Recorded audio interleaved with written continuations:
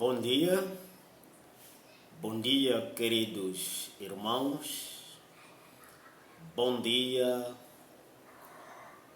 meus seguidores do canal da YouTube da Escola de Teologia Chamados para Servir. Bom dia, boa tarde, boa noite, independentemente do momento em que vai acessar o canal.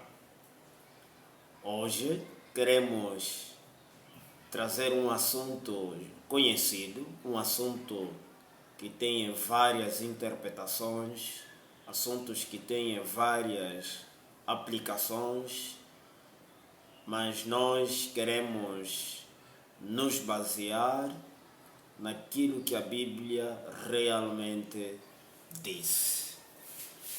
Queremos falar do casamento. Vamos ler o texto bíblico de Gênesis capítulo 2, no versículo 18. Na Bíblia, que eu estou usando na versão fácil de ler, disse assim a palavra do Senhor. O Senhor Deus disse: não é bom que o homem fique sozinho. Vou fazer alguém que lhe servirá de companhia e trabalhará com ele. Será alguém igual a ele. Neste texto, amados, todos nós que somos cristãos já ouvimos falar.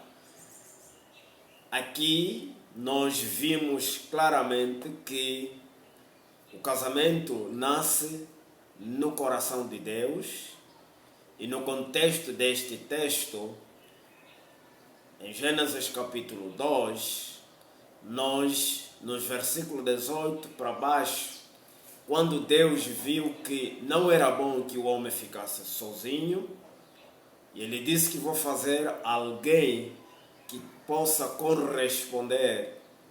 E Dantes então trouxe animais que o Adão deveria atribuir nome, ou deveria dar nome. E segundo a Bíblia, cada nome que foi dado a este animal até hoje é chamado. E o homem não viu no meio desses animais alguém que correspondesse a ele. Deste modo, Deus fez cair o homem num sono profundo e retirou do homem costela, e desta costela Deus fez a mulher. E quando trouxe a mulher ao homem, o homem exclamou: esta agora é osso dos meus ossos, carne da minha carne, será chamada varoa ou mulher, porque do homem ou do varão foi tomada. E segundo a Bíblia, eles viviam, ficavam nus e não se envergonhavam. Então, amados, por isso nós pensamos em trazer mais uma vez uma análise bíblica, uma análise teológica, uma análise histórica ou contextual quanto a este assunto do casamento. O que é o casamento, afinal de contas? O casamento é a estrutura social que Deus considerou a melhor para a raça humana. Foi o casamento como uma união para a vida toda. É verdade que desde que foi instituído, o casamento tem apresentado alguns problemas, mas, em geral, vem operando até muito bem.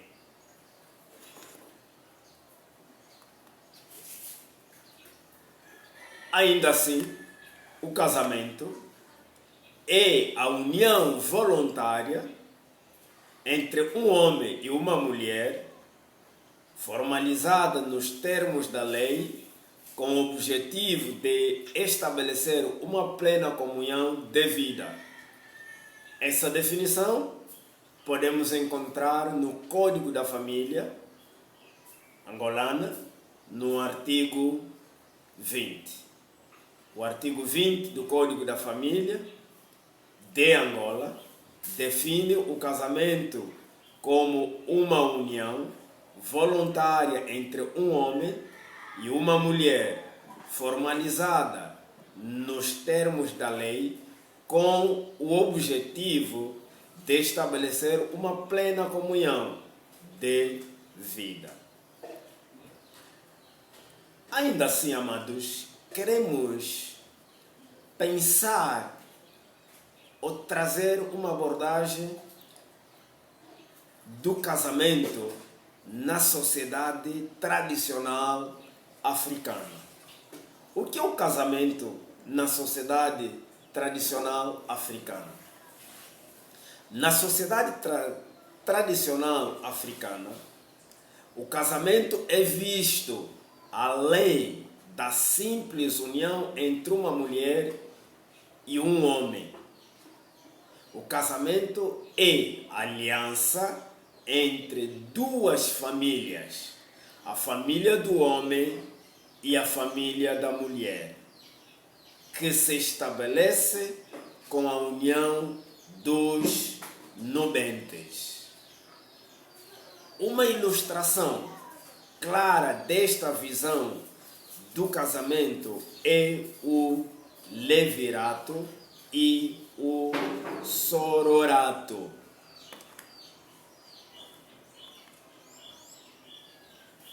O que é o levirato? Do latim levir, que significa irmão, consistia no costume segundo o qual, quando morria um homem, a mulher não contraía novo casamento, mas mantinha-se ligada à família do defunto, e era assumida por um dos irmãos do falecido. O sororato, do latim soror, que significa irmã, consistia no costume segundo o qual, morrendo uma mulher, a sua irmã mais nova se juntava ao viúvo. Que vantagem e desvantagem tem a concepção cultural africana bantu do casamento? A concepção tradicional da cultura africana do casamento tem a vantagem de criar coesão e solidariedade entre as famílias, os seus membros e os recém-casados, garantindo a presença dos membros da família na vida do novo casal, apoiando-os, sobretudo, nos momentos mais difíceis. O envolvimento das duas famílias pode servir de fator de estabilidade do casamento. No entanto, o conceito de casamento como aliança entre duas famílias e o característico protagonismo excessivo de outras pessoas que não os nubentes no processo do casamento pode enfraquecer um ato pessoal resultante de uma decisão madura, racional e independente dos próprios nubentes. pode ainda afetar e debilitar a liberdade e a autonomia, independência do casal, tanto na própria decisão do casamento, como durante a constância matrimonial. Celestino Rafael, no seu livro Família, Tudo o que Precisa Saber, ele vai trazendo essas definições, essas ideias que nós aqui estamos a apresentar. Na senda das definições, o que é o casamento? Ainda assim, define-se o casamento.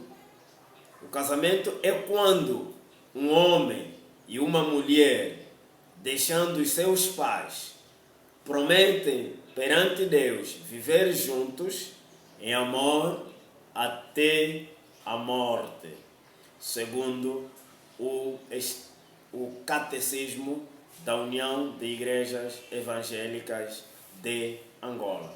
Define o casamento deste modo. Na consultação teológica da União de Igrejas Evangélicas de Angola, -2006, definiu o casamento é a união de duas pessoas idôneas, idoneidade física, emocional, social e espiritual, de sexos opostos, se decidem viver juntos até que a morte os separe. Na Wikipédia, define o casamento da seguinte forma: é um vínculo estabelecido entre duas pessoas mediante o reconhecimento governamental, cultural, religioso ou social e que pressupõe uma relação interpessoal de intimidade, cuja representação arquetípica é a coabitação, embora possa ser visto por muitos como um contrato. Ainda pode ser definido o casamento como união social ou contrato jurídico entre pessoas denominadas cônjuges que cria o parentesco. Com a finalidade de se fornecer um conceito eficaz, apresenta-se, em resumo, 4 perspectivas sobre o casamento, sendo social, tradicional bantu, jurídico e bíblico. Do ponto de vista social, a palavra casamento derivou da palavra casa, que em latim significa cabana, tenda, prédio rústico, pequena quinta, e a união de duas pessoas de sexos diferentes que vão viver juntos numa casa. Santos, 1999, como citado em Sebastião, 2017, na página 15. Do ponto de vista tradicional bantu, o casamento é acordo social e tido como fonte de vida, pois através do mesmo uma nova família é formada. Segundo a Altuna, 2014, na página 301. O casamento bantu é um pacto que legitima uma nova família enriquecedora e une linhagens sem intervenção. entre mentes só é considerado casamento ao pacto ou acordo que envolve o alambamento ou o pedido, já que, para Jorge, página 1, o alambamento ou pedido é um dos rituais de casamento mais tradicionais em Angola, sendo realizado por diversas etnias do país, acabando por ser um acontecimento mais importante do que o casamento civil ou religioso. Do ponto de vista jurídico, o Código da Família Angolana, da Lei número 1/88, define casamento como união voluntária entre um homem e uma mulher, formalizada nos termos da lei, com o objetivo de estabelecer uma plena comunhão de vida. Código da Família, no seu artigo 20º, 2017, página 4. Do ponto de vista bíblico, o casamento é uma instituição divina pela qual Deus transforma permanentemente em duas pessoas que tenham decidido se unir e deixar os pais a fim de formar uma família. Nogueira, 2011, página 2. Assim, o casamento pode ser definido como compromisso, acordo, entre um homem e uma mulher, com a finalidade de viver juntos em amor e companheirismo até que a morte os separe.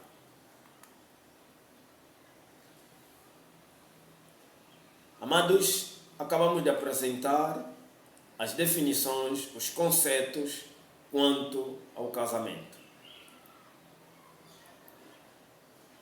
Todas as culturas no mundo têm seu próprio conjunto de costumes e regras em relação a casamento, sexo e família. O que Deus tem a dizer sobre o casamento e a família? O que Deus tem a dizer sobre o sexo? Como foi Deus quem criou a humanidade masculina e feminino e a primeira mulher em matrimônio? É Deus quem uniu. É muito importante que compreendamos o que Deus tem a dizer sobre casamento, sexo e família. E nesse estudo tentaremos responder às questões ou às seguintes perguntas. A linha A. Qual é o ponto de vista ou qual é o plano de Deus para o casamento? A linha B. Qual é o plano de Deus para maridos e esposas? C. Qual é o plano de Deus para o sexo? Qual é o plano de Deus para a vida familiar dos cristãos? Qual é a posição bíblica em relação à poligamia? O que Deus diz sobre o divórcio? Quais são algumas diretrizes bíblicas para a escolha do parceiro para casamento? Como um casal cristão deve lidar com o problema da incapacidade de ter filhos. Essas são as questões que queremos abordar nessa manhã. Qual é o plano de Deus para o casamento? O casamento foi ideal de Deus. Desde o começo, o casamento foi ideal de Deus. Não foi ideia do ser humano. O casamento foi planejado por Deus para suprir a necessidade humana de companheirismo, amor, encorajamento mútuo, ajuda prática e satisfação sexual. Em Gênesis capítulo 2, no versículo 18, nós lemos que não era bom que o homem ficasse sozinho. E Deus disse que vou fazer alguém que trabalhará com ele e será igual a ele, alguém igual a ele. E em 1 de Coríntios capítulo 7, no versículo 2 ao versículo 3, ali nós encontramos o apóstolo Paulo recomendando à igreja e principalmente aos casais que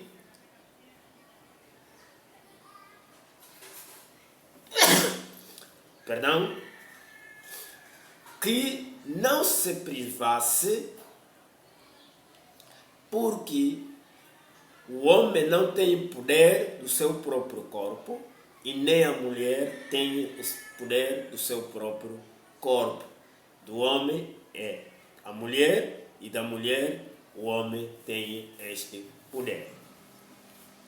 Ou seja, aqui é exatamente da intimidade sexual que o apóstolo Paulo estava recomendando para os casais que estavam na cidade de Coríntio ou na igreja de Coríntio.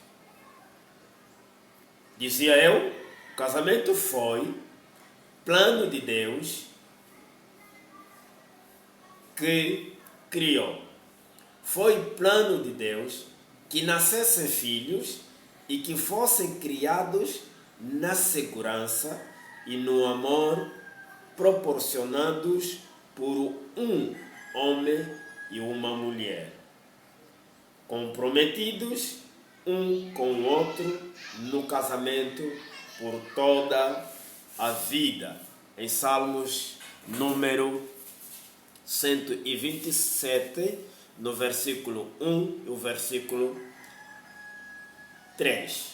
Em Malaquias capítulo 2, no versículo 14 ao versículo 16, também enfatiza a ideia do casamento. E em Mateus capítulo 19, versículo 6, Jesus também enfatizou esse mesmo assunto do casamento.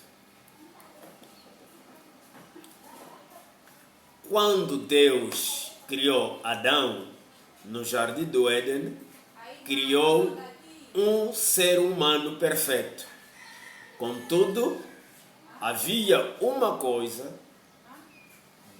de que Adão necessitava. Deus disse: não é bom que o homem esteja só. Vou fazer uma auxiliar que lhe corresponda. Na versão Bíblia King James ou Bíblia de Jerusalém. Deus decidiu fazer uma parceira perfeita para o Adão. Adão carecia do companheirismo de outro ser humano. Deus fizera as outras criaturas macho e fêmea, segundo Gênesis capítulo 6, no versículo 19. Como Adão era masculino, Deus tomou uma das suas costelas e lhe fez uma parceira feminina. Assim, Deus deu a Adão uma companheira, auxiliar e parceira sexual para o casamento, que o acompanhasse por toda a vida.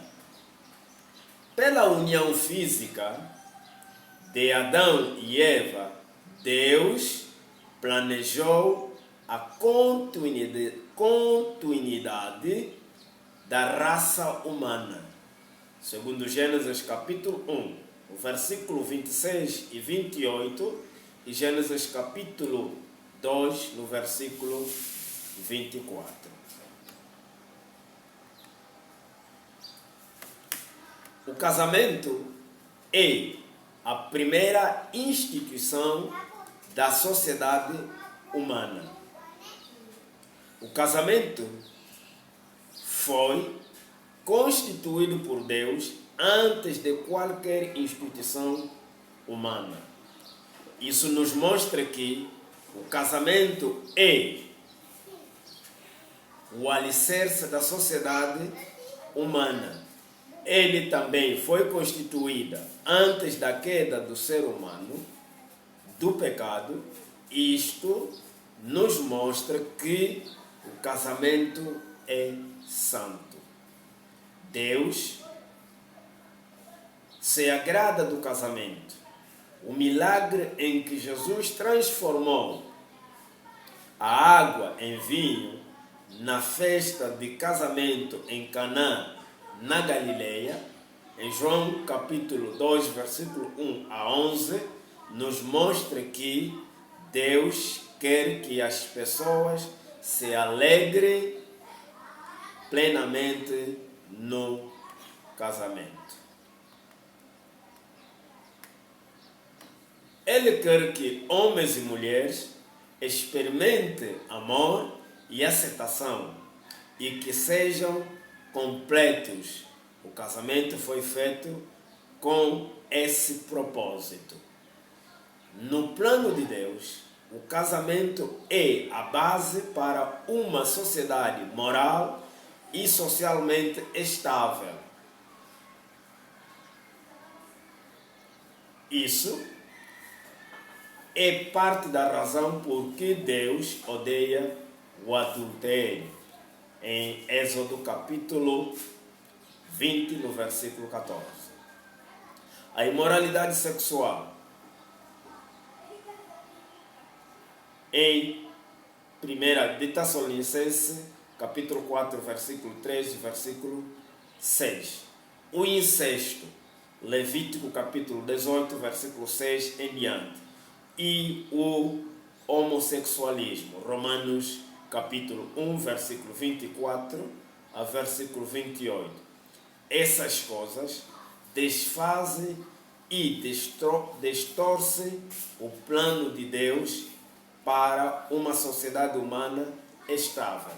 A Bíblia nos adverte: Deus julgará os sexualmente impuros e adúlteros.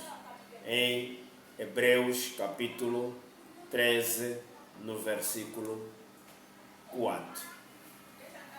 Uma das razões para que muitas sociedades hoje em dia estão moralmente e socialmente instáveis é que as pessoas decidiram viver sem se importar com as leis de Deus. Elas não atentam para as consequências graves dos pecados sexuais, como o grande aumento de divórcios e lares desfeitos e a epidemia mundial da AIDS, apenas para mencionar dois exemplos.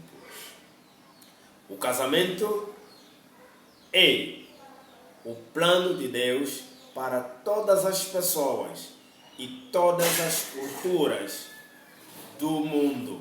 Em Gênesis capítulo 22, aliás, capítulo 2, no versículo 24, e em Gênesis capítulo 1, versículo 23, Mateus 19, versículo 3 e 9. A família não pode ser substituída por nenhuma outra instituição no plano de Deus para a humanidade. Se alguém corrompe a vida familiar, está interferindo com o plano de Deus para toda a raça humana. Foi Deus quem fez o primeiro casamento no jardim do Éden, em Gênesis capítulo 2, versículo 21 ao versículo 25. São as pessoas que deturparam o casamento com sua imoralidade e infidelidade. Ficamos por aqui, amados, para o vídeo não ser tão longo. Vamos ficar aqui e daremos continuidade. Logo mais tarde, vamos falar do projeto de Deus para o casamento. Até já, conto contigo. Tchau, tchau, tchau.